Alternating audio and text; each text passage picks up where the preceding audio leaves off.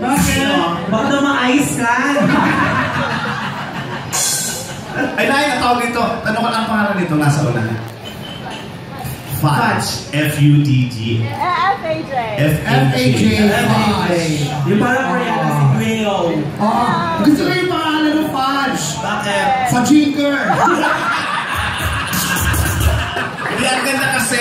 Hindi ko dyan sa tao po nandito ka, bukod tami ka, napakaputi. Huwag kang pupunta doon sa Manila, sa Santa Mesa, sa Balete Drive.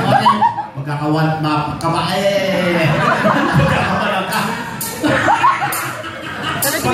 ka white lady.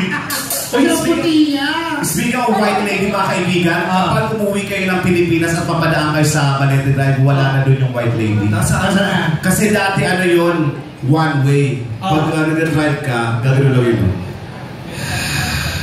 Tapos lalagay, shhh! One lady! Ngayon wala na. Ginawang two-way. Kasi bumatalin yung white lady. Kasi wala naman sa kabala. Nalilito sa masasakyan. Dahil ginawang two-way. Two-way na. Napagod yung white lady. Lumipa! Saan na napunta? Nasa Qatar! Pagka masyadong tumatawa, Sabrina ka, baka mamaya papatid yung tirante. Tawa ka ng tawa, nakalaulaw na may susunod ka. Parang bagay sa akin yung Fudge. Pahiram mo sa akin yan para bukas. Pupunta ako dyan sa kabayan. Kumapunta na lang. Friendship on. Nakakano. Sa akin maganda naman. At saka pinaya ka rin. Maganda naman, pinaya ka.